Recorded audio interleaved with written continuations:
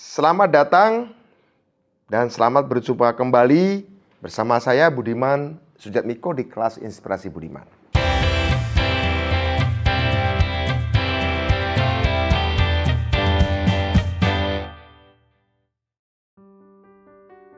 Majalah Time sering merilis nama tokoh-tokoh yang berpengaruh di dunia. Bila teman-teman sempat membeli majalahnya, mungkin bisa kita lihat. Dari 100 tokoh, berapa banyak sih yang kita kenal sebagai orang Indonesia? Mungkin buat seorang intelektual yang ada di Indonesia, jumlahnya tidak lebih dari 50% saja yang kita kenal dari mereka yang ada di dalam daftar tersebut. Sebagian biasanya asing di telinga orang Indonesia. Dari sini, ada dua hal penting yang bisa kita simpulkan. Pertama, Indonesia memiliki perbedaan yang besar atau bahkan keterputusan yang cukup tinggi dari dunia global. Apa yang sedang ramai di dunia internasional belum tentu menjadi perbincangan di Indonesia. Pun demikian dengan adanya krisis global. Apa yang menjadi masalah di dunia global belum tentu menyerang Indonesia secara langsung. Hal ini bukan karena Indonesia kuat sehingga tidak bisa diserang, tetapi karena memang seringkali kita tidak terkoneksi dengan cukup baik dengan dunia global. Kedua, orang-orang yang berpengaruh di dunia sekarang ini adalah orang-orang yang mampu menyelesaikan masalah di daerah atau negaranya hingga bisa diterima di level global. Kita mungkin tidak kenal orang yang sedang berjuang membela sebuah komunitas di Kenya, Afrika, atau orang yang berjuang untuk literasi digital di Eropa, dan lain sebagainya. Mungkin teman-teman penasaran, coba kita sebutkan satu nama ini. Sebenarnya, Indonesia pernah memiliki orang yang berpengaruh versi majalah Time ini. Namanya adalah Adi Utarini, seorang ahli malaria dari Indonesia. Berapa banyak sih orang Indonesia mengenal nama Adi Utarini ini? Sepertinya tidak cukup banyak.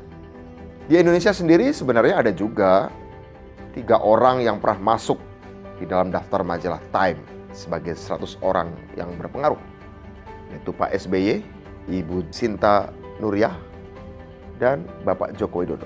Tetapi makin kesini majalah Time banyak mengeluarkan nama-nama yang tidak populer. Kira-kira kenapa ya alasannya?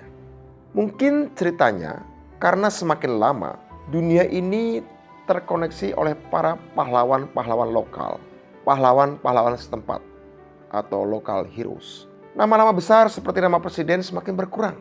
Nah, kenapa ya bisa seperti ini?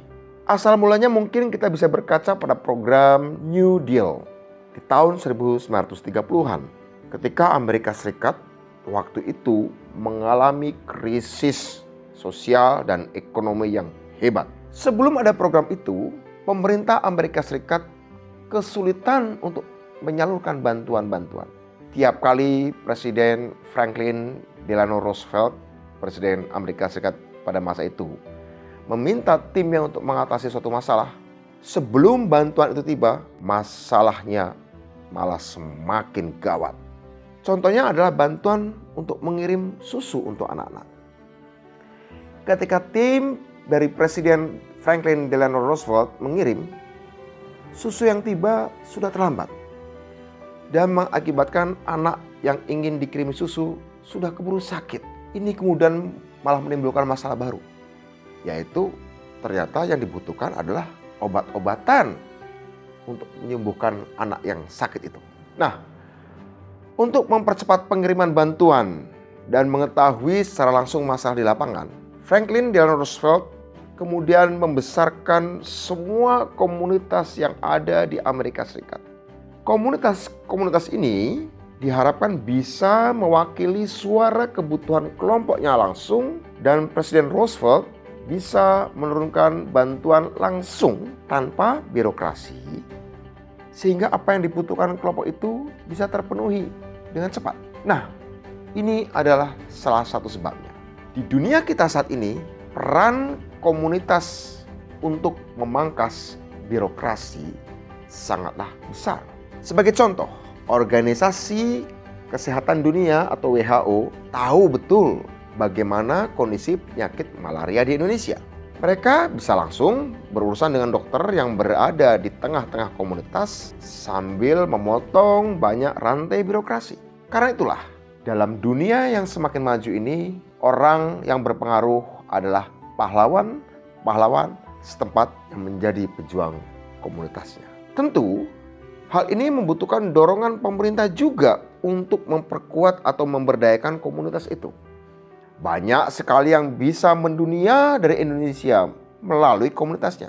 Contoh saja komunitas sepak bola atau olahraga-olahraga lain, komunitas seni, hingga komunitas akademis yang bisa langsung saling terhubung antara satu akademisi di sebuah negara dengan akademisi dari negara-negara lain. Dunia sudah membuka kesempatan kita untuk berkembang.